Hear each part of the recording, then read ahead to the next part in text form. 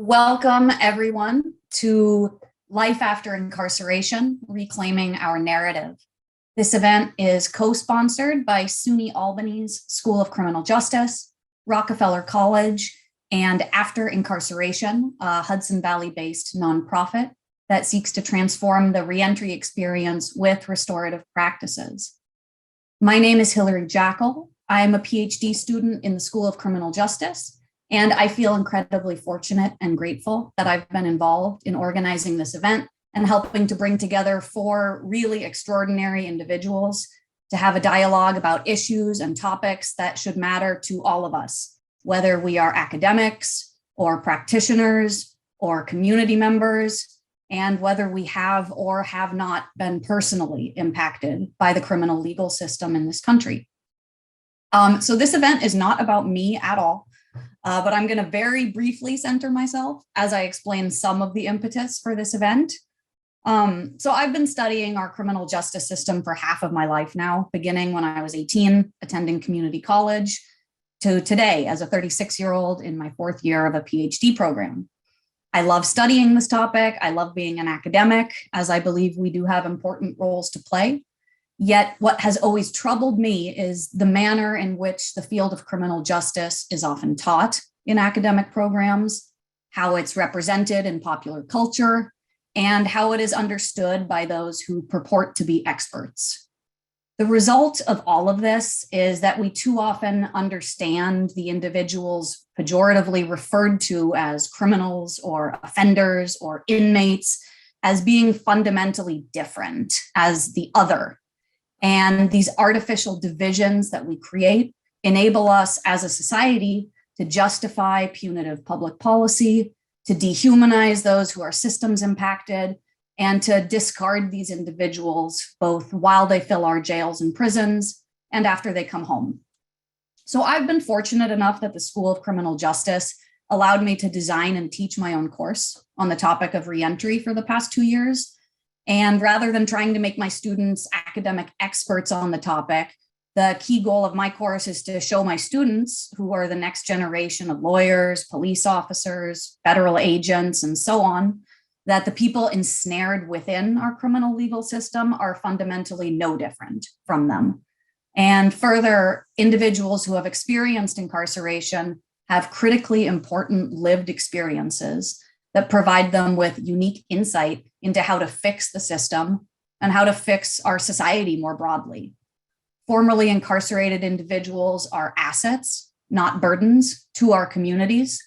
And if we hope to make meaningful change, it is vitally important that we center their voices in a way that lifts them up rather than tokenizes them, that we value their wisdom and learn from them, and that we empower them to come home and become leaders within the community. So my hope is that tonight's event helps move towards these goals in some small way, as we're given an opportunity to listen to and learn from four absolutely amazing individuals whom I respect and admire for their work, for their resiliency, for their humanity. Let's learn from them about life after incarceration and how they have reclaimed their own narratives after surviving a system which sought to strip that narrative and sense of personhood away from them. So please feel free to chat amongst yourselves in the chat box throughout this event. After the panel discussion is concluded, we'll have a period of Q&A in which we answer audience submitted questions. So please, if you have a question for the panelists, put that into the formal Q&A box, as that is going to be the only place we're monitoring for these questions. And please utilize the upvote function. So if you look at the Q&A box and you see a question submitted that you're also interested in hearing an answer to, you can show your interest by upvoting it, and then questions with multiple votes will be bumped to the top of the queue. So with that, I'd like to introduce our moderator, Jose Pineda III. I met Jose about a year ago, and I'm sure that I will embarrass him by saying this because we joke about me overselling him. But he is one of the most impressive people I've ever known. And I'm consistently inspired by him and his work. Since returning from a 21-year prison sentence 2 years ago, Jose has crafted a life that is centered around lifting up and helping others who are currently or formerly incarcerated. He co-founded After Incarceration, which, as I mentioned earlier, is an organization that functions to help people process the trauma of their incarceration and build or rebuild meaningful lives for themselves after release. And as if this were not enough, Jose also works as a student recruitment specialist for Bard's tuition-free microcollege, is the president of the Mid-Hudson Valley Area Council for the Alternatives to Violence Project, and is a member of the Transformative in Prison Work Group New York leadership team. So in other words, Jose has devoted his whole life after incarceration to reimagining and working towards a better society for us all. Jose, thank you for all that you do. Thank you for serving as our moderator tonight. I have definitely rambled for long enough, so I'm going to turn it over to you. And thank you again, everyone, for spending your evening with us. Let me say, Hilary, I am genuinely humbled by your introduction. I know you're going to say nice things about me, but, hearing you say it really made me feel good, and I'm not the type of person that latches on to titles, because I believe that the titles that we accumulate for ourselves are only like institutionalized legitimacy. Really, the way that we choose to live our lives is the way that I see people, right? And so I want to say that all of those things that Hilary mentioned that I'm doing could be done by just as many other people who are currently incarcerated or who have not yet had the chance to be free. I am not exceptional, and neither are any of our panelists tonight. And I'd like to, before we introduce the panelists, I do want to say that there's going to be a poll put in the chat or somehow. So we want to try to get an idea of who is in the audience, what is the demographic. Like if you're here with a school affiliation, a reentry affiliation, we want to get a sense of that. Hopefully then that can help to, make the conversation most meaningful to our audience. So I will not vote, but I will close this. And while you're voting, I want to introduce our panelists. If y'all can turn your cameras on, you can all turn them on at the same time. There we go. We got Terrell Blount, we got Amy Jones, and Orenzo Charles. Orenzo has it. There you go. Like I said, with introductions, it's hard for me to look at a person's title, right? But it's more important for me to look at my relationship to the person or why the person is going to be a part of a conversation, right? So with Terrell, for instance, the reason Terrell is here is not necessarily because he's the director of the formerly incarcerated college graduate network or even any of the other titles and roles that he's had to fulfill since he's been released from prison. But in his lived experience with education as a tool for liberation, that's why he's here. He's got a message about how education could be used to liberate us. And it's not determined by his institutional title. Just like Amy has a message about the intersection of organizing and channeling resources, or the intersection of direct services and larger mass movement building that is essential to us doing what we claim on this count, to reclaim our narrative, right? We need to start small. We need to own our own stories and then collectively come together and share our stories so that people can see that we are not others. We are not them. We are you and you are us. We are all the same.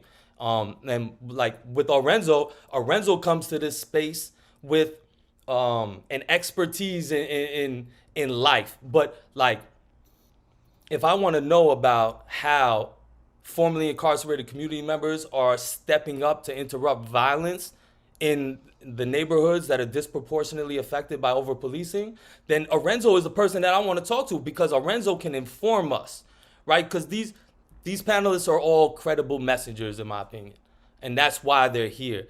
So as way of introduction to add to that, I would like to go around. I'm gonna start with you, Orenzo, and then Orenzo, you can pass it to Amy to Terrell, and then back to me. If you can just briefly tell us, what does it mean to you to be a credible messenger? And you can situate that in the work that you do or just in a broader life guiding principles. So I'm gonna start with you, Orenzo. Orenzo, you muted, my brother.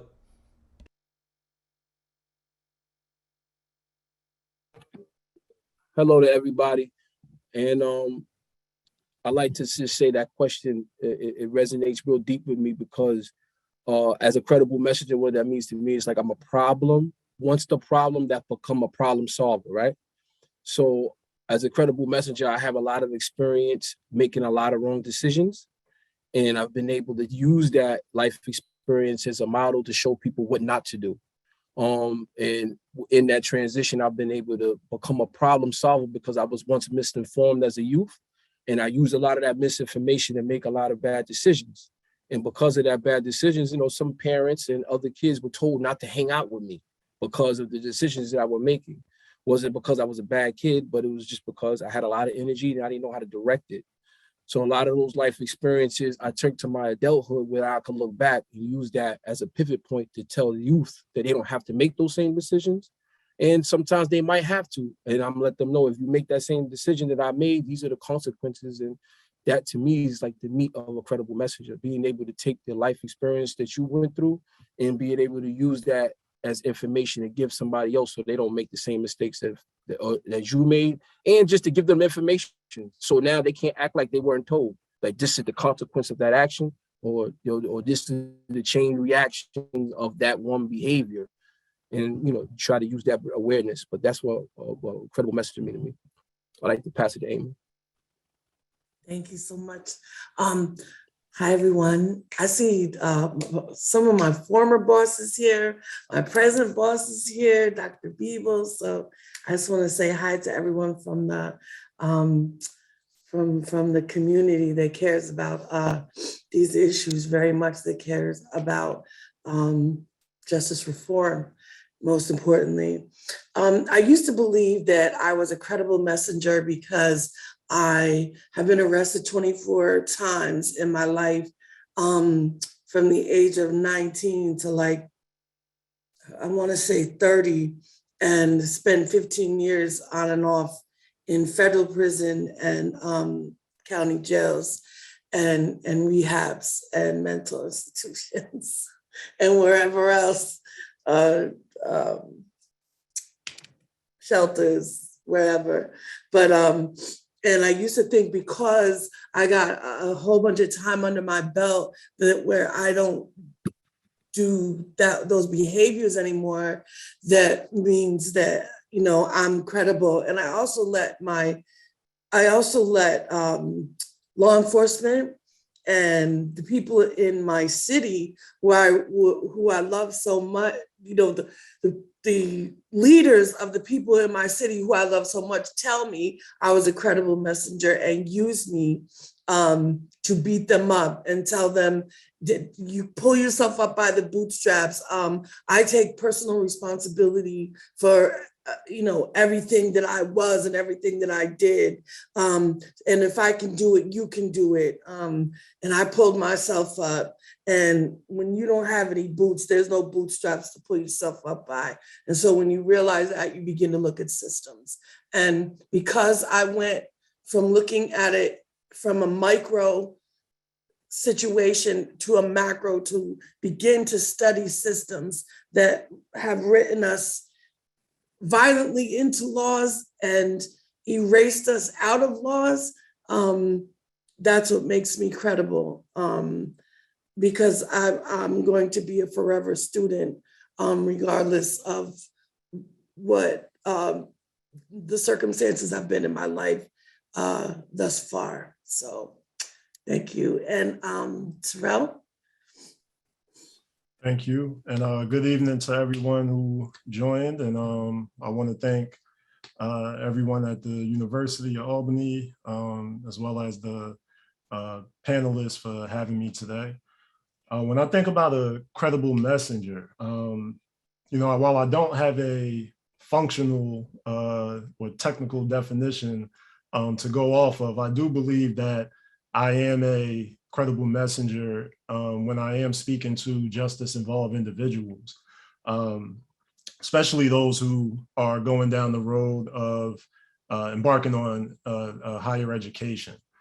And I say that because you might hear often about people with lived experience, being those who, all the nonprofits and the correction agencies and any organizations or programs that are trying to reach a specific population, and in this case, we're talking about incarcerated individuals or those who are in reentry, they need to lean on those who have been through what the people are going through that they're serving. And the reason is because we are, to some extent, experts, especially if we overcome or overcame the challenges that those individuals in that population are going to experience. So us sharing our knowledge, our wisdom, the experience that we had, or shared experiences and how we overcome them, all of those things, really speak to our messages being credible. It's coming from a credible source, as opposed to what Amy was saying, when you have people who did not experience what I've experienced trying to tell me, how to go about it. It's coming from a very privileged position, and a position that is misinformed. And the more you surround, people with, credible messengers, mentors, justice-involved individuals, I really think that the message is going to be received, much more clearer, and the acceptance is going to be there in a different way than when it's coming from someone who's in correctional control or just a program person. Yeah. Thank you. All of that. All of those things really resonated with me. I think that for me, I'd like to add, right? Being a credible messenger for me requires me to be okay with being vulnerable about my flaws, about, like not being perfect, and just being open and transparent about the things that may not be great about myself, right? Or the things that aren't great going on in my life. Because when you're open with people, what I've found, I do restorative justice. And what I found is that when you're fiercely vulnerable with people, people will support you more often than not. So like, we need to get into spaces where we can be fiercely vulnerable, unafraid of the consequences, be courageous as to what could possibly happen, but to speak our minds from our place of lived experience, right? That's what makes us credible, man, that we have experienced marginalization in a way that has blurred the lines of what it means to be human. And in that space of ambiguity, we've been able to redefine the things that make us human, and also to come up with ways to do things that are not determined by the system. That's another benefit of the prison experience. Terrell, I would like to hear from you. Like, one of the things that I experience is formerly incarcerated community members are interested in higher education because they want to legitimize their life experience with credentials from an institution. They say they feel like they don't really deserve a place at the table unless they have MSW or some type of letters behind their name. So I'd like for you to speak a little bit about how you remind these credible messengers that the pursuit of higher education is not a pursuit of something to supplant who you are. You know what I'm saying? Like, how do you remind them that their true power comes from their lived experience and not the credits they'll get from that intro to anthropology? Yeah, it's difficult trying to get that message across to people, especially when the messenger holds a degree or two, right? But I always try to tell folks that it's really, when you experience being marginalized and being oppressed, and when you're in the prison setting, and prior to being in prison, for most people, we haven't had individuals tell us, that we could achieve great things, or that, our lives had value to them, or that we were intelligent, or we were capable. We didn't have any of that stuff, right? A program comes into the prison that you're in, and they begin feeding you all of those things I mentioned that we were missing prior to incarceration. And in a lot of cases, what led us to incarceration, they start telling you or showing you that they believe in your brilliance. And you begin doing the work, and you're getting, A's and B's on paper, on papers that you're writing. And it's easy to get caught not necessarily into the trap of education, but the trap, I believe, is higher education and the costs of it, the burden that comes with that. And connecting it to what you're saying around your value is in yourself. It's in you as a being, not necessarily in that piece of paper that you hold. I try to get that message across to people because I think one thing that I think about is that it depends on the route that you're going, right? So if you're trying to become a researcher, you need to go through college in order to get that 9 times out of 10, right? If you're looking to start your own business, you don't need to go to school to become an entrepreneur. You don't need to go to school to study business. And it's things like that misinformation that when you walk into a prison, or when I can keep it on me, when I walk into a prison and I ask guys, what are they studying? And they tell me that they're studying business, and I ask them why, and they say that they want to start their own business when they come home. That's when I start, kind of dispelling those myths about what they actually need a degree to do. Because to run your own business, you don't need to go through those, a 4-year program and leave college with $90,000 in debt. You don't need to take it a step further and get your MBA, and now you have $150-something thousand in debt. That financial slavery, after already spending time in prison and physical slavery, is not a go. And I can say for myself, someone who has a 4-year degree and a master's degree, I've experienced both sides. But through this entire journey, I began to realize, both through my experiences and then also seeing others, the power really lies within you. I've been in rooms where people have not held degrees and their voice is just as valuable as the person that is holding one. But again, to answer your question, I find it very challenging to then try to tell someone, hey man, just make sure you already got a bachelor's. You sure you want to go get a JD right now? What are you going to do with it? And a lot of people chase those letters, man, but I haven't found the answer to really combating that in a successful way. Yeah, I mean, it's because society requires us to be validated by some institutional power before they listen to us way too often. But so one of the things that I'm always telling people is that really the value that we bring to any place is in our lived experience. Like that's what brings value to the classroom. That's what brings value to our jobs. That's what brings value to everything. It's not that education that everyone else shares. It's our unique positioning in relation to other human beings. But because you speak of the resource aspect, I know you have a lot of. Amy has been a really successful organizer, both of resources and people, right? And I know that you have a heightened awareness of the differences of dealing with adversity when you have money and dealing with adversity when you don't have money. So I wonder if you might want to speak to that a little bit. You're muted, sis. We're not even good at this. I love everything that Terrell said, especially it was really courageous of you to say what you said and take the position that you did around higher education, Terrell, especially because that's your livelihood. But I want to back that up and say that I want to reinforce that by saying that my grandfather, my maternal grandfather, has had a PhD from Harvard and founded the Sloan School of Management at MIT and taught there for 30 years. My mother is an MD, and she got that from Boston School of Medicine, and she's been practicing for over 30 years. That did not stop my mother from becoming a heroin addict, and I was born addicted to heroin in 1971.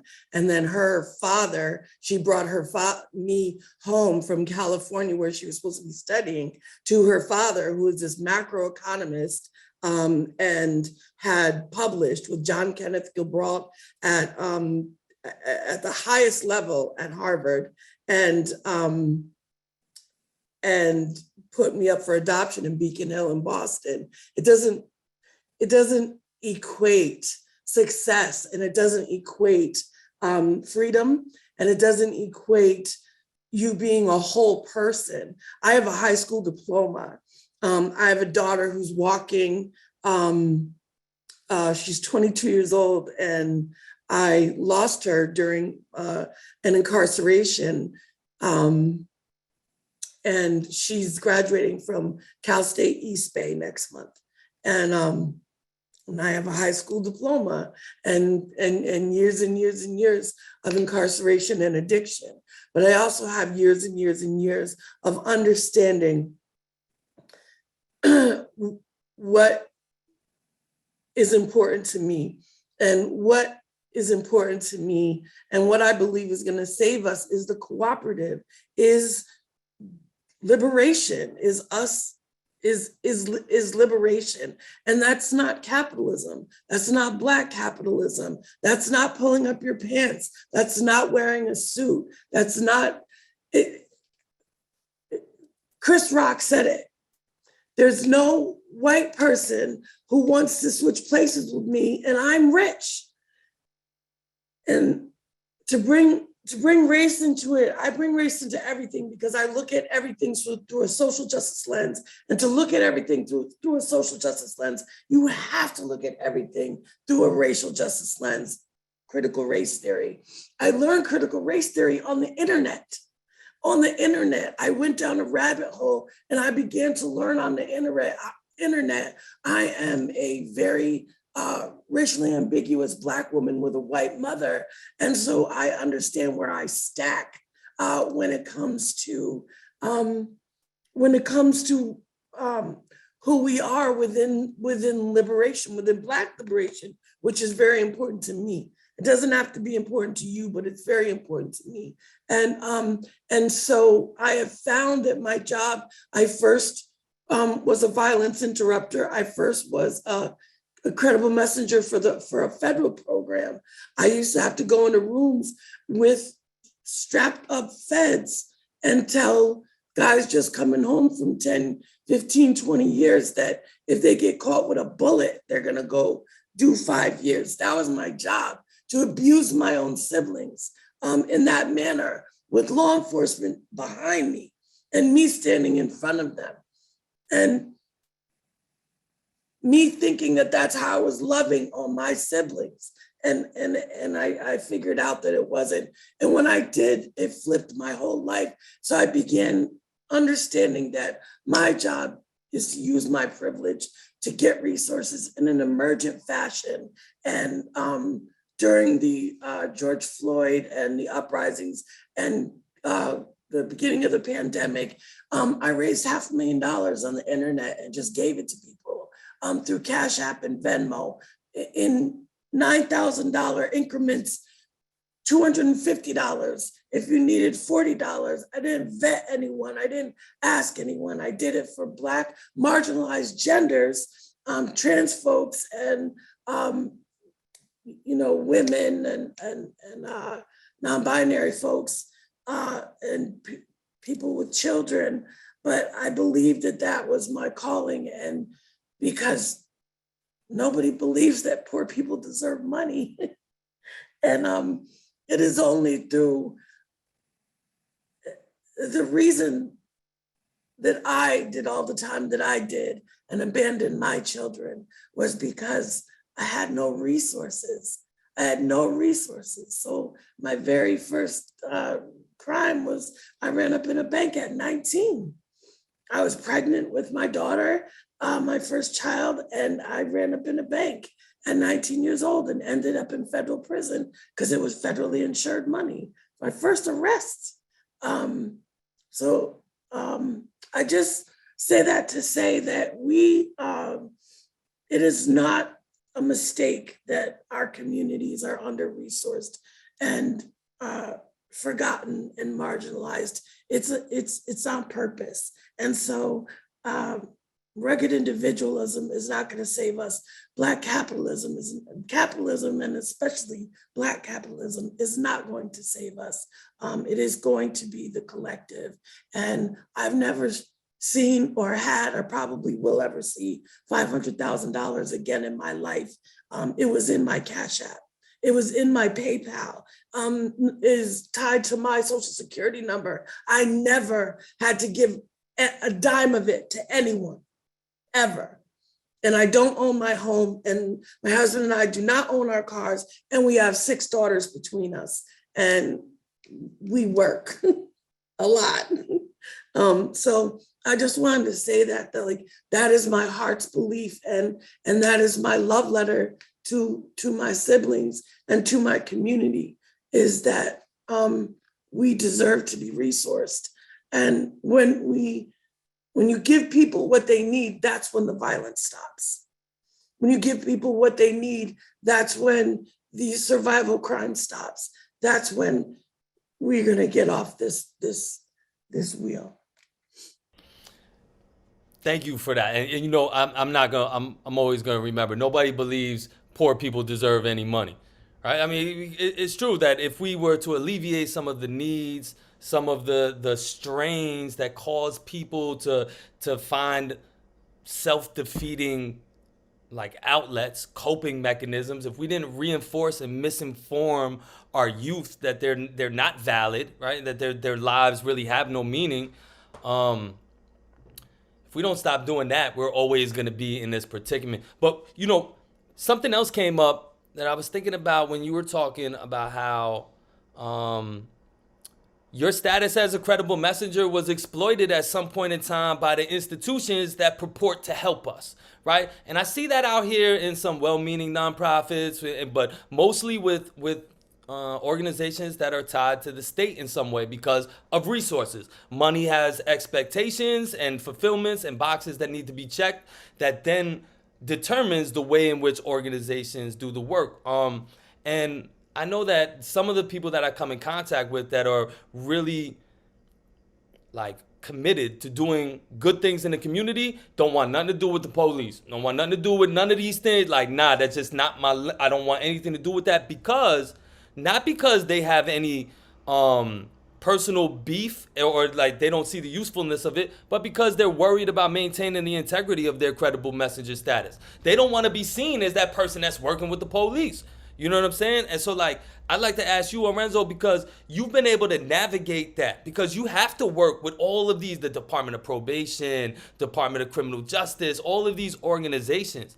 And I wonder, like, how is it, I don't know if you have a practice or if it's just like an attitude that you take with it, but how do you maintain your integrity as a credible messenger when you have to, by necessity, engage in the systems that are currently oppressing us? You know what I'm saying? Like, because we can't go from the way things are right now to tomorrow things being different, and there's going to be a need for this thing. So I'm wondering how you do it, Orenzo.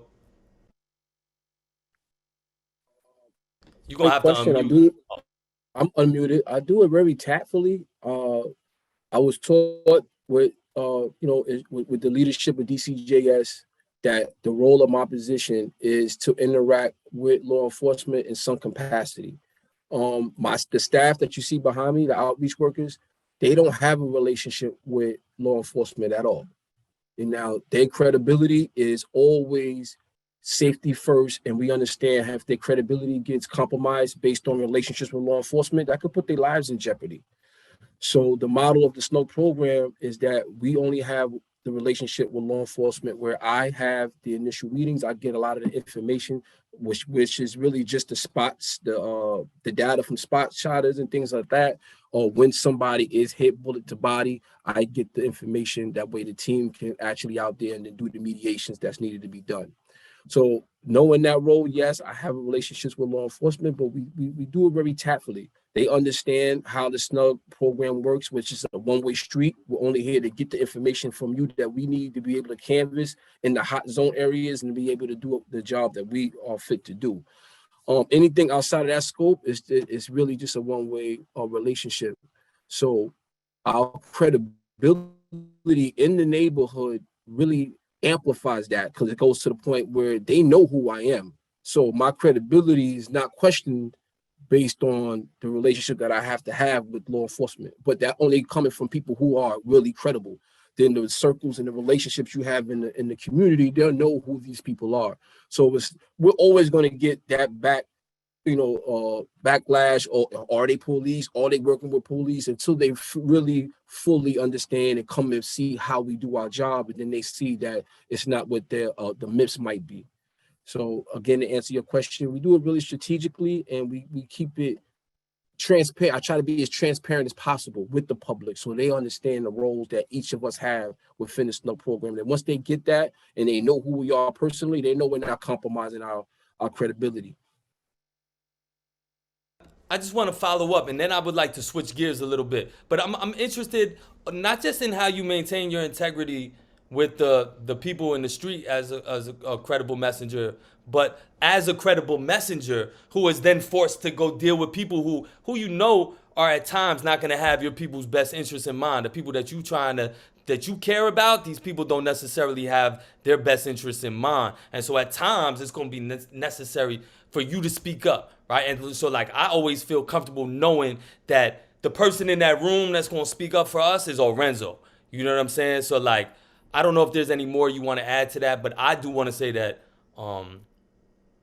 like I always feel comfortable that I know there's somebody that's going to stick up for us, even when we're not looking, even when we can't hear what they're saying, we know what that message is going to be, you know? So, if you'd like to speak to that, you can. Otherwise, we'll switch gears a little bit.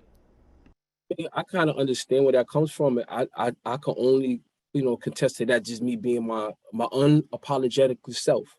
And I'm not going to change. I have a moral code, and I stand by ethics that I'm not going to bend for nobody. It's fortunate that God has blessed me with this position, and I've been able to learn because I'm just a student here, and I'm learning as much as I can every day. So it's not that I'm doing it; it's just that I'm learning how to do it. And like today, I was in what they call a political arena. I was in the Senate. I was with Chuck, the senator's office today, and then later this afternoon I was with the governor's office. So everything we spoke about today, I was there, as far as being at tables where I feel inadequate because I don't have the letters behind my name. But still knowing I have a responsibility to be at these tables because I'm here for the people to come after me. So I have a responsibility. So of course, and things get blurred, a lot of miscommunication gets where a lot of different political people get in the same room because everybody has their own agendas and motives. But I have to stay consistent. I have to stay transparent with the role of my position. And as long as I stay to that script, really I don't have to worry about bending or being somewhere where I feel like I'm not comfortable because people are making me do something that I feel uncomfortable doing. And I stand firm on that. And I think that my staff and the people that we are in constant contact with, they see that, because I'm not originally from the city of Newburgh. And having this position was very sensitive with me being in the streets and then being able to be credible in the neighborhood I'm not from. And because I've been in and out of the penitentiary and the county jail so much, I do have a lot of history within Newburgh that I didn't even know. So being that person coming from the outside, you can't sugarcoat nothing in the hood. I don't care what hood you go to, they can smell bullshit. So it was me being out here constantly and the people of the city of Newburgh accepting me. I'm not going to turn on that. You know what I'm saying? I still live part of this community. So I feel like now that I'm obligated to do the things that I say I'm going to do, and I'm not going to allow people who are not from this community, who don't have this community best interest in hand, to dictate what I'm going to do while I'm in this position.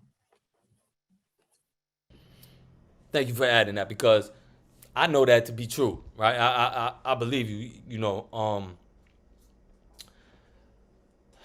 One of the things that I hear like over and over though is like, so first of all, the credible messenger part, like I wanted to go around and speak about what it means to be a credible messenger, because really everyone who is coming home from prison has the potential to be a credible messenger in some shape, form, or fashion.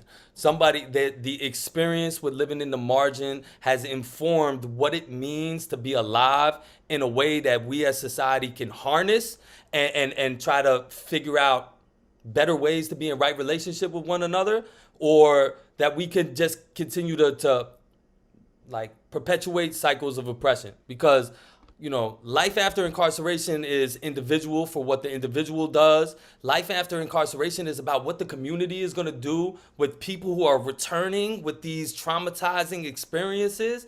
And it's also about what are we going to do as a nation with when we move out of mass incarceration, because as many of us know, that mass incarceration was just another manifestation of all of the systems of white supremacy. And it's like, all right, what's going to be next? Now is the moment where we can reclaim that narrative and say that, no, we don't need to be perpetually punished in order to be safe. We can get in and say, like, actually, we are the people that can help keep our communities the safest.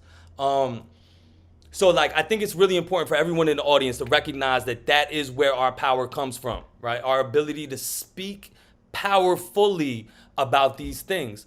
But I also want to try to get around and identify some of the more specific and or like strategic aspects or tactics, whatever it was, something that you may have learned while you were incarcerated that is translating well into your success in the work you're doing. So for instance, like Terrell, like, or is there some type of experience that you had in prison that translated you into being a successful student, which then lets you to be a model for other students to follow in your path? We can start with that one. I'm sure the audience too. You got a bunch of college people in the audience right now. They want to know how to be a successful student. Well, while I was incarcerated, I wouldn't say there was anything that, really clicked for me. I always share that my college experience in prison was nowhere near the equivalent of what college and prison is today. The program that I was in was a AAS program for small business management offered through a community college. The environment, the students that participated in it, it was not, there wasn't any camaraderie. We wasn't forming student groups and studying whatever you've seen in, the Bard film. Like, it was the entire opposite of that, right? College behind bars. It was not that. But what my environment did on the housing unit is what really got me to thinking about who I was going to be when I came home. It was, how did I get here? And, what my environment is right now and what I'm surrounded by. How did I get here? How do I prevent this from not happening again? And I felt like education was what was going to get me there. And that's when I, started my whole, if I could do 5 years in prison, I could do 5 years in college. That's where that whole thing came from, right? And when I was in school, after my release, it was like in year 2 where I really began to think about, I'm on campus with the backpack and I'm walking around and I'm loving it. I'm like, yo, this is what I was missing. Like, this is what I could have got into before I got arrested and, maybe even diverted that whole path. But I'm still, very thankful, and I found a lot of value in my experience because it all is a part of me and made me who I am today, right? But when I was on campus, I was thinking about like the brothers I left behind and what they could do with this experience, right? And it was through, my junior, senior year where I really began trying to pave a way for people that was going to come after me. So I started or helped start a student organization on campus. I began doing like a lot of speaking engagements for free, just so I could get my message to people in the prisons or people in, the halfway house or people at a church. It wasn't always about reaching directly impacted people. It was reaching those who have privilege to let them know, like, hey, my life was totally different than yours. And this is why you should care. If we really want to see change, it can't just be those who are directly impacted. It has to be those who have power, opportunity, privilege, and access. It takes those people as well. And that's how you lead to things like wealth redistribution, so on and so forth. But my college experience matched and paired with my carceral experience was really powerful. And again, like I said earlier, the degree is the piece of paper. You know, you need that degree if you're going to look for a job. Over 65% of the jobs in this country require some type of post-secondary education. If you're looking for a job, then a lot of times you need some type of post-secondary education, but that doesn't make you who you are. It shows that you have some type of persistence to make it through the 2-year program that you did, or the 4-year, 5 years like me. It shows that you have that type of tenacity and persistence to get through, finish something from beginning to end. And that's something, that trait makes you who you are, right? And if you can do another 5 years in a PhD program, that trait makes you who you are, that characteristic. But to say that degree makes you who you are, I totally am against that. I do not believe that that is true, because it's really the knowledge, not the education. It's the knowledge that you possess. A person can go through all of the books that I had to purchase throughout my years in college. They can purchase those same books on Amazon and read through them themselves and gain the same knowledge that I've required or acquired, right? It's the knowledge that makes a person, just like Orenzo said, is what he possessed, and the knowledge of self as well. If you think about it, I'm gonna wrap up really quickly, but if you think about, if you have the knowledge on a topic, which is sometimes a subject matter expert, if you know about the knowledge, or you know about the topic, right? You know how to utilize that knowledge.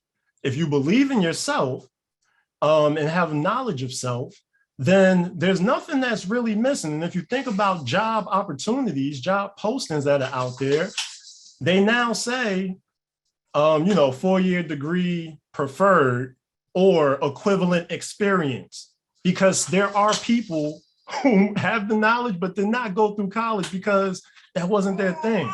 So you can have the knowledge, have the knowledge of self, the knowledge on the topic, and still be able to pursue whatever it is that you do. But just sticking to like the education piece, man, it's what changed my life. And my job as an executive director of a nonprofit is to help those who also see education as the route to go. But I will also have candid conversations with people and tell them and advise them about borrowing large amounts of money from the federal government and be paying it back for the rest of your life for trying to work in a society that only wants to hire you for entry-level jobs. That is a huge problem that I see, and a lot of people in this space ain't ready to talk about that. But listen, the next time we get together, we can talk about that, because one of the things that I found when I came home was that at every turn, somebody was trying to channel me into a certain labor force. Everyone kept telling me, go to felonyfriendlyjobs.com. And I'm like, no, I'm going to idealist.com. Like, I have a vision of working in a way that gives meaning to my life and not just picking things up and putting things down. But so many of the people that I come in contact with that are like, hey, I'd give a person a second chance. And yeah, you know what? Their mentality is often, I'd hire them. And I'm like, yeah, maybe they'd hire you. You know what I'm saying? Maybe they can actually come up with a systems change that would change the whole way that you do your job. But people are afraid of that. And that's why they're not ready to really have that conversation. Where does this decarcerating population land in the workforce? And how do we then take over? Because that's what I'm out here to do. I'm out here to change the world. Amy, I'd like to know, I know you do a lot of work with legislators and dealing with people who are responsible for writing the laws that dictate the way that we're supposed to deal with each other, right? And I'm wondering, like, what is your experience in that realm? Like, what kind of obstacles and or not just challenges, but potential successes and opportunities you see when you have those interactions? So when I started organizing around state legislation, decarceral state legislation, I was very, very bright-eyed, bushy-tailed, and so excited because I never heard legislative language that included us before. Like marijuana stuff. I worked very hard on bail reform and the pretrial reforms, which they turned around and gutted. And I mobilized a lot of people to go to the state capitol. And Albany, where I live and I'm from, is a very, very unique place in that it is the capital of New York State, which is the seat of finance for the world, for the entire world. That's why they attacked the World Trade Center, is because we are the seat of finance for the entire world. And Albany is the capital. Yet all of the advocacy groups are downstate. There are not a lot of advocacy groups up here, or there's more in the Hudson Valley, which is very, very exciting. The Hudson Valley is a very exciting place to me. But in Albany, it's so siloed and so gate kept and so and I just started making noise. I just started making a lot of noise and mobilizing moms with incarcerated children and formerly incarcerated folks, and working alongside other amazing formerly incarcerated people, Sean Young being one of them, who like I'm in awe of, because I saw him, I think he was 3 weeks, came home 3 weeks after doing, I think, 10 years. And he cried on the $1 Million Staircase because he couldn't believe where he was. And he had given back a certain amount of years. So he has like this biggest place in my heart. That's my brother. And so we began working together actually on, decarceral efforts and things like that. And I was quickly disillusioned in that I realized that they're using all this rhetoric about Black, brown, and poor people and marginalized folks, and then things passing like bail reform, and then all the fear mongering, and then the gutting of all of the bills that look like they passed during the budget. And the people who led the charge against the gutting, like our DA, David Soares, who is my arch nemesis, because he came in as, he was the president of DASNY at the time, the New York State District Attorneys Association, and he led the charge in fear mongering. And I'm like, you're Black. And he's like, oh, shout out to West Africa, West Africa, and all the councilmen who are West African, like first generation or whatever. And I said something to the effect of, who do you think you keep locking up? Stolen West Africans. So how I need you to make it make sense. And that's where I come from with that. And so where I come from when it comes to legislation, like I see it when I believe it. I understand in organizing, especially around legislation, that there is an inside and an outside game. And I'm learning that, you know what I mean? I'm learning that you can't curse everybody out. Only some people. I don't want to learn that one, just so you know. There's some lessons that just aren't for everybody, and sometimes you got to be willing to be wrong, So if, but we're coming up on the question and answer section. What I was hearing from you and hearing, and maybe underlying what you were saying, was like a lack of recognizing the humanity of the people that are impacted by the laws. And like, so when Sean, who is my brother as well, right? When Sean cries on the steps, that's an undeniable expression of the humanity of the people who are impacted by these policies, by these laws, right? And we can't just write about how people should behave and not take into account the way that, those behaviors affect people's lives. But I was wondering, I know, Orenzo, you and I have talked before about the concept of like human justice, and like that's what really is ringing in my ears as Amy was talking, right? That our legislation is missing the human element of justice. And I was wondering if you just talk a little bit about like what does human justice mean to you? And how is that different, or how could it be different?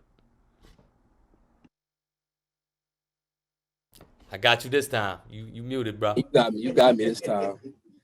I'm still learning, man. I'm a student, and I come from a product of being institutionalized for a majority of my adult livelihood. So being on this side, I'm still absorbing all the information. But from my experience, human justice is not equality, because everybody is not on the same level, right? So if we deal with equality, it'd be still unbalanced, but it's equity. We meet everybody right where they at.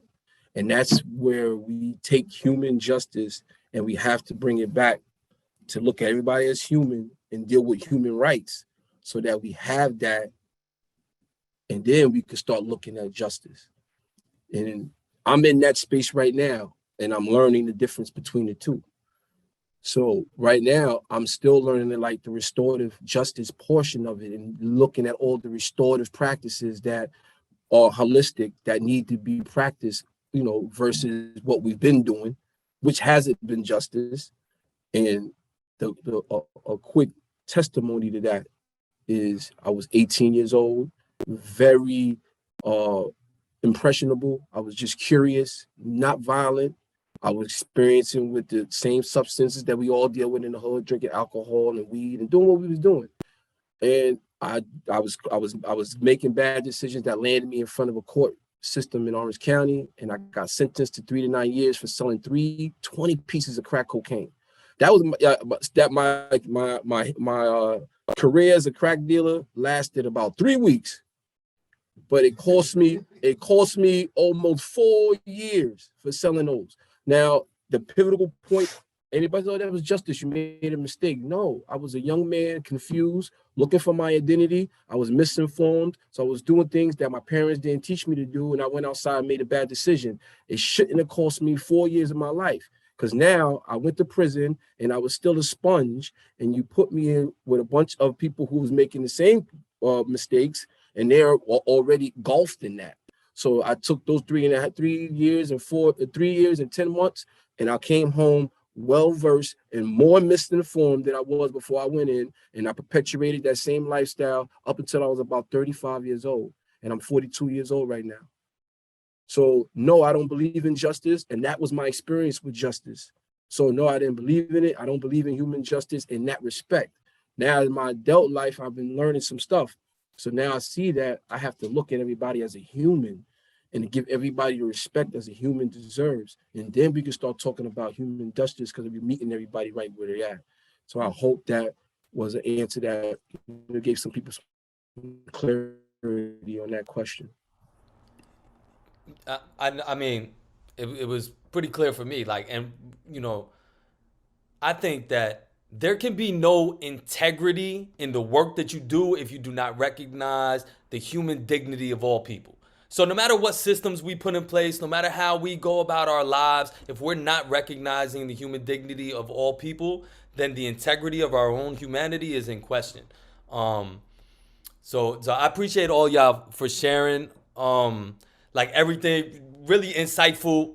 I just love conversing with people who are willing to reimagine our place in this world, right? And people who recognize that we may be successful in the work that we're doing right now, but that does not make us an anomaly. The only thing is that we've overcome despite. There are so many other people. Everyone who was given a chance could achieve the same kind of things. And Terrell, I wanted to say one last thing before, your credible messenger status, you might say you don't have a technical message, a technical definition or whatever, but when you tell those other formerly incarcerated community members that this might not be the right decision for you, even though it's the thing that you do, what you're doing is you reinforcing your credible messenger status, because credible messengers are not there to benefit themselves with the message. They're there to deliver the message that someone else could maybe benefit from, because for many of us, that message came way too late. All right. All right, so we got some questions in the chat. I'm gonna ask a couple of them. I want everybody to recognize, and I want to recognize for our audience that for the members who are observing Ramadan, I don't know, around 7:40, at least two of our panelists will take their break to observe their beliefs, and so maybe at that time, I know someone wanted to. I think there's someone in the audience, Judy Fears, who would like to say something. So maybe in that moment when they transition, we can pull her in and she can add. But first, I'd like to start with the first question that we have. What was the first thing you did after incarceration that you feel propelled you away from recidivism and into the position that you're in today? That is a really good question. Who asked that question? Maya? That's a great question. Somebody want to take a shot at it? Can you repeat it one more time? The question is, what was the first thing that you did when you got out of prison that propelled you away from that traditional trajectory of recidivism and onto the place that you are now, like in this position that you're in? What was the first step?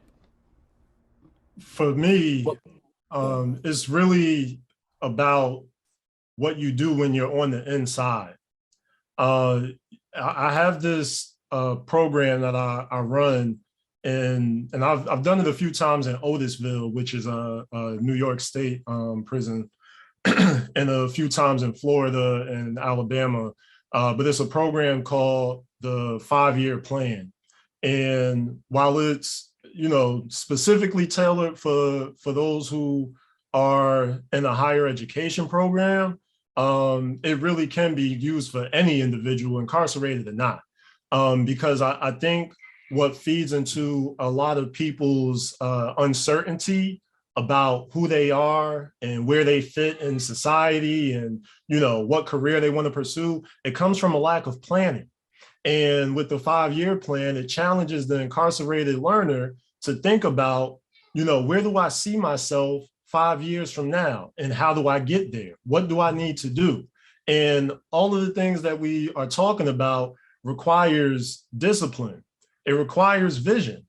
As I just said in the chat, it requires you having an imagination. You can't be stuck in what your environment currently is, which in their case is in prison.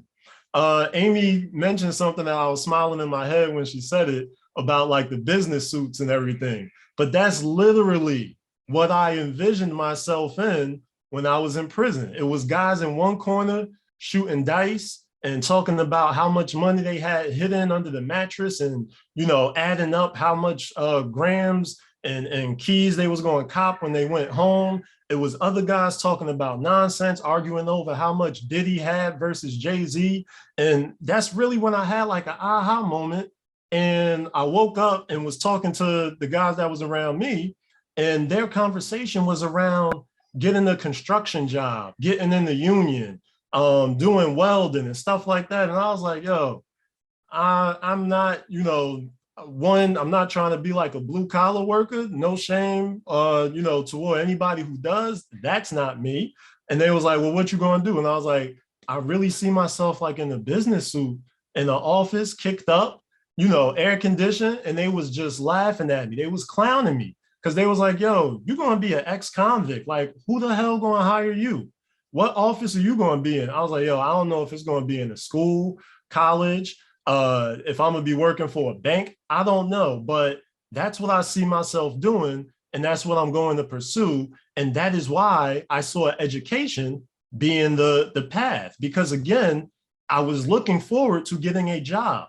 But that doesn't have to be, whatever your vision is, it doesn't necessarily have to be the end goal, and how you imagine yourself getting there may not even be the case. But damn it, if in 2015, I wasn't given my own office on Rutgers University campus, kicking my legs up in my corner office, and I really thought about it like, man, I envisioned it. I saw a path on how to get there, which was school. I got through it. And then I got exactly what dudes was laughing at me at. And it happens in everything. If you think about entertainment, people that laugh at artists and musicians, and that's pushing back then pushing their CDs, but now sharing SoundCloud links and stuff like that. Like, they laugh at them, but they keep believing in themselves. People look at them like they're crazy, but they keep believing in themselves. And when they finally achieve it, it's everybody else who are strangers that wind up supporting you. Your closest family and friends, a lot of the times, are those who don't believe in you because they think about or they see who you previously were. And I see it all the time in my work when I meet with a member from our organization, and I sit down with them for the first time, and they tell me, like, man, I really want to get through school and I want to get this job in such and such field, but my mom and father is asking me, like, why even go that route? Because I got a conviction history, or my friends keep putting me down saying that what I'm doing is pointless. And I always tell them, like, man, you got to forget all that outside noise and focus on self so that you can find out what your gift is and then share it with the world. Because the people around you, they only see what they've known this entire time. They don't see what you see yourself doing 5 years from now. So it's really, listen, man, I'm someone who believes in, like, all the self-development stuff that is out there, all the readings. If you follow my social media, I post it every goddamn day because I believe in speaking words of affirmation and positivity. And you gotta block out what other people think of you and see in you and focus on what you see yourself doing. And again, education can do that if you think about it in the right way, but also just keep in mind that you are the prize, not the degree. You're the prize. The knowledge that you have is the prize. Your self-belief is the prize. And that's, as long as you hold on to that, no matter what they take away from you, you're going to be good, because that's something that they can't snatch away from you because it's up here.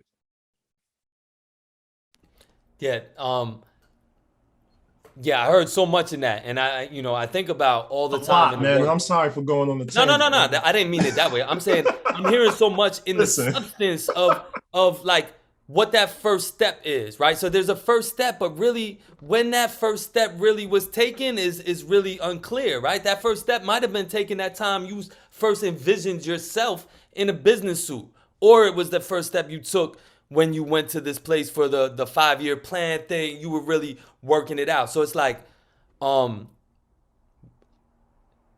wondering about what I'm mulling over right now is just like the usefulness of allying with people who don't know you from before you went to prison, so that therefore the complicated relationships that you take with you after prison aren't the ones that you're necessitating your needs from, right? You're not getting, like, maybe we can build partnerships better with people that didn't know who we were, and then we can but our power is going to come from telling them who we were also, Orenzo, you want to holler? That's Phil with you there?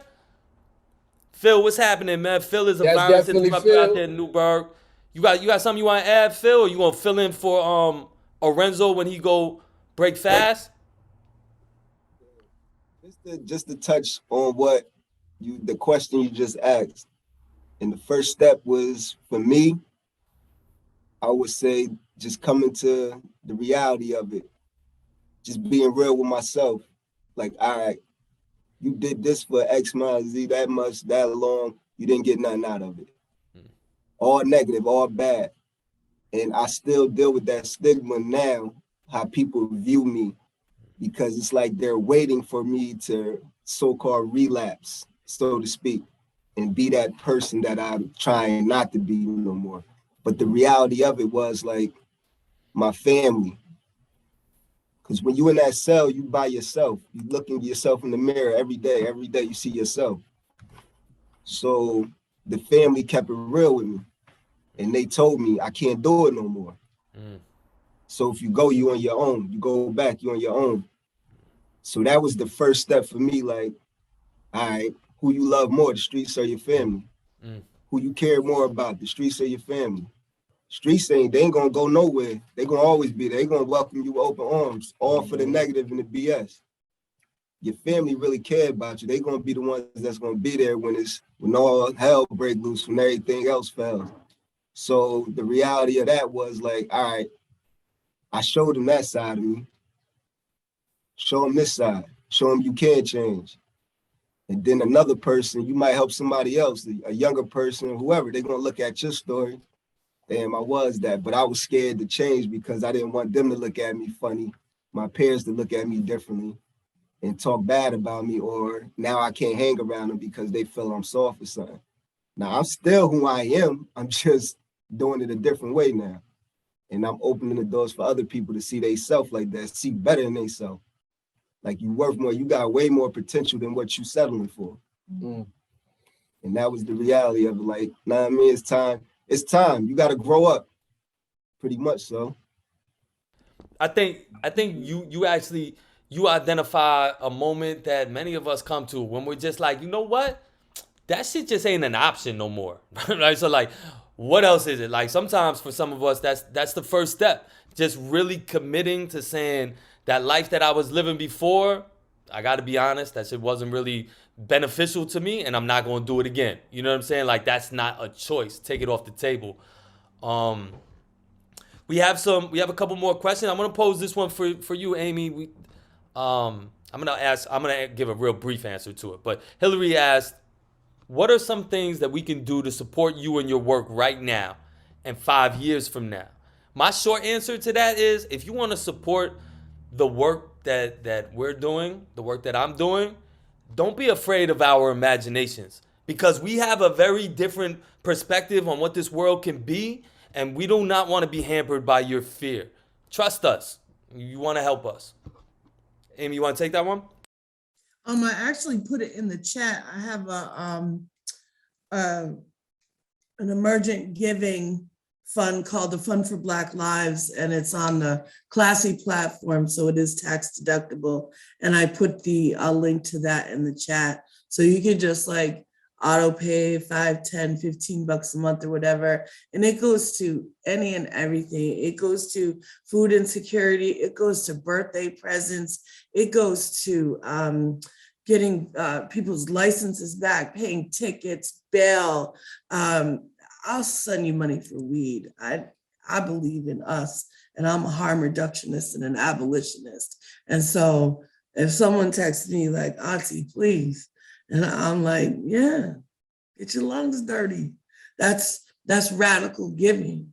That's the type of money that I organize. I do want to say the very first thing that happened to me when I came home, my very last bid was 2 years in a county jail, which may sound light, but it's not, because a county jail is equivalent to a maxi max, because there's no movement. You don't have a job. And I was there during 9/11, and I had 2 children, and I thought the world was ending because they brought us from the yard into the TV room and locked us into the TV room, because the COs didn't know what was going on either, and they locked us in the TV room. So we watched the first tower get hit, the second tower get hit, and I apologize if this is triggering to anyone. And then what happened in Pennsylvania, and then the Pentagon get hit. And I thought for sure the world was ending and I was never gonna see my kids again. And I made a decision that day that I was gonna come home. You know what I mean? And I was gonna see my kids again. And I came home to what they called a parole stabilization house, which was basically a tin trailer with 30 dudes in it and 2 women. And I couldn't, and my daughter's father had her, and there was no way I could justify him dropping her off to me on the weekends in a trailer with 30 dudes who just came home from prison, and, you know, myself and another girl. So I had to, you know, humble myself and wait to see her. And I want to say that my reentry experience was lonely. It was lonely because I also had an addiction. And I was a drug mule before I was, and a drug dealer before I was an addict. And a lot of people stop at mule and dealer because of 90s rap before they'll say that they were an addict. But I can never forget that part of my life, because I haven't used my drug of choice in 15 years.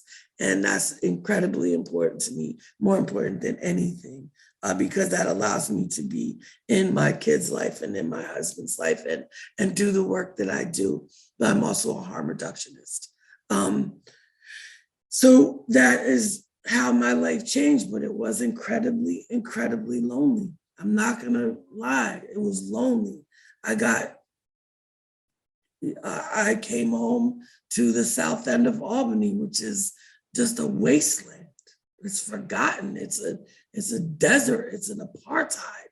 If anyone knows this area, it's the dregs. Nobody even has a shot. And that's where I went to my treatment. And that's where I went back to my parole stabilization bed. And it was lonely, but I stuck it out. And I want to say that my reentry, solid 10 toes down, feet on the ground, traction in my life probably took 3 years.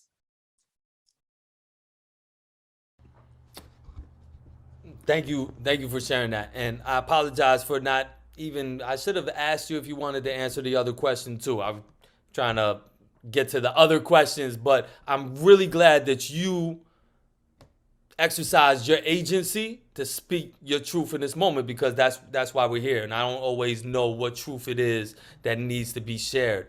I want to say too, though, like, my reentry experience was lonely too, and it wasn't because I didn't have nobody, right? It was because the people that I had were people that I didn't know.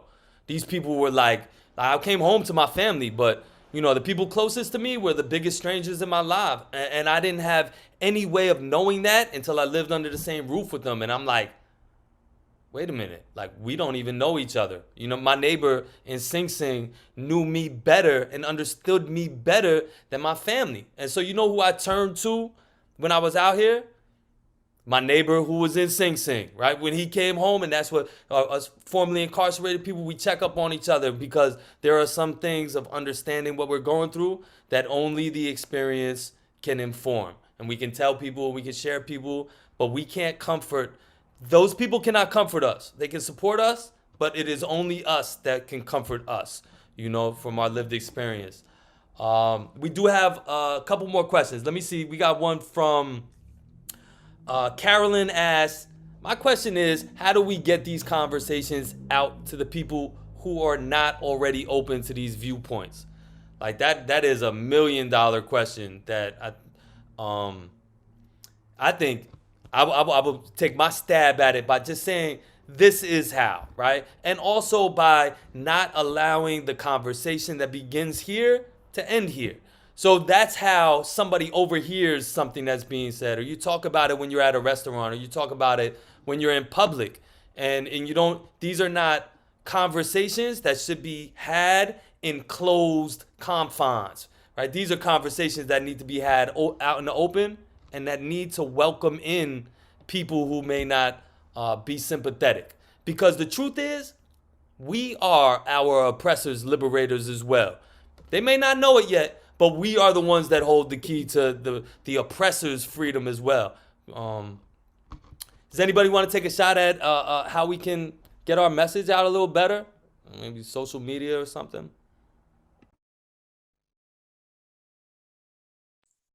You have to love this. You have to love people. We are a bloodthirsty nation that loves punishment. We are a bloodthirsty nation from its inception. You have to love this. You can't just study this.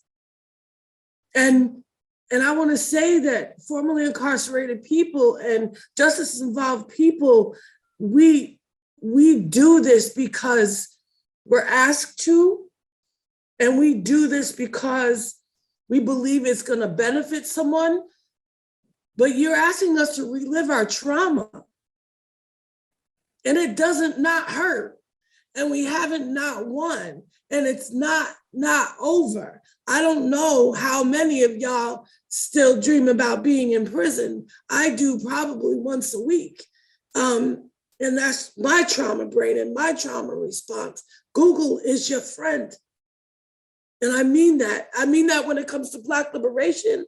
I mean that when it comes to anything that has to do with humanity. If you believe that your liberation is tied up with mine, then let us work together. That is what Lilla Watson said. She said, if you have come to help me, then we've already failed. But if you believe that your liberation is tied up with mine, then let us work together. She was an Aboriginal activist.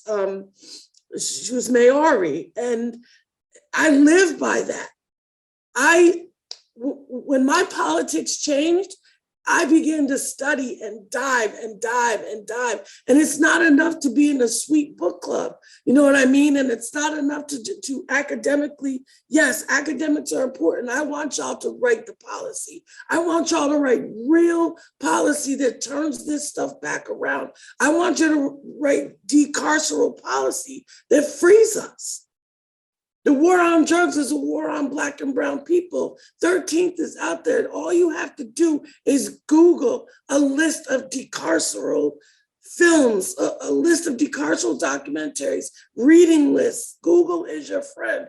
It's not always fair, but I'll always go anywhere for Dr. Marissa Beeble and the future Dr. Hilary Jackal, Dr. David Haro, like Jose, I will go anywhere with you. I'll go anywhere and do that, but you have to understand this, our jobs, our emotional labor, and doing this is emotional labor. And so you have to organize. If this is something you believe in, you tell 10 people. You tell 10 people. Because it's only so many of us. And there's only so many of us that are going to tell you the whole truth about it. And there's only so many of us that really, really, really make it out to grab onto somebody else. Thank you for that, Amy. Yeah, I mean, we're at 7:53. I know that we had a member of the audience that wanted to jump in and say something about the human justice. I'm all right with that if everybody else is all right with that. I know we also have another member in the audience, Darryl Jeter, that asked a question about the ways in which the stigma that comes with incarceration places additional pressure on people when they come home. And it's like, how do we actualize our vision of freedom when we're dealing with this constant stigmatization that comes from our past? It's not even based on who we were. I mean, who we are is based on who we were. Orenzo, I wonder if you got something on that, man, about how do we overcome this stigma? Keeping our boots to the ground. Like Terrell said, following your imagination. I believe your imagination is a message from God, and it's always directly for you and you only. So people are not going to always agree with the visions that you've been blessed with because it's not theirs. So I just feel like we got to just reach for that space where we're uncomfortable and just keep pushing it. To be around brothers like you who's going to keep me accountable for the things that I say I'm going to do. And it's somewhat for my sisters, and to just keep a level of people around me that's going to propel me to do better and be better. And then I give them that same energy. And it's us working as a collective in collaboration with all of us with the sound like mine to reach those who might not have that sound like mine. But we force them when we're in a group and our energy is collaborated, it's going to give up the energy. They're going to be forced to listen. And I believe like that's the energy that we're going to continue to do with these type platforms. And yeah, I agree 100%. And Darryl added, I think we tend to think as individuals, so the majority of us try not to be seen. However, we're a population, a voting block, a voice collectively. And like, that is exactly how I feel, Darryl. That's, we need to be there for each other, to support each other, and we need to understand that the things that we are saying are the things that other people are saying, and that the fights, the struggles that people like us are going through are our struggles. The struggles that people not like us are going through are our struggles. All struggle is the thing that we have in common. We're all going to struggle in life. But we all also have the agency to determine the way that we treat other people. And what I believe is that in prison is a place where it's not okay to rely upon the COs to determine what happens. So we're forced to figure out how to be in right relationship with each other without resorting to the police. And in that, there are nuggets of wisdom that can help us out here to set up systems that don't rely on police to solve the things. I want to kind of end with that, but I also want to just take these last couple minutes to let Judy. I think it's actually somebody else under Judy's account though. Somebody said, Diana, can you pull the person that would like to speak on human justice up? If you can give us a last word, I'd love that. And if not, my email is jose@afterincarceration. You can always send any type of questions, any type of really anything. Even if it's not a question, if you just have a comment, you think that something wasn't said that needs to be said, or something wasn't responded to in a way that resonates with you, like all of that is relevant. I'm sorry, Judy, who I think is not Judy, that you didn't get a chance to share. We did want to hear what it was, but technology stopped us. So I guess, Amy, we can't trust Google with everything. We have to be careful. I appreciate all the panelists for being here, for speaking your truth, for being transparent and genuine in your life experiences. And I hope that the audience recognize that is what the value of this conversation comes from, life experience, and not any analytical lens or theoretical framework in which we try to impose upon the human condition. It's the actual human condition that informs what it means to be human. Does somebody want to sign us out, or I just salute? See y'all later.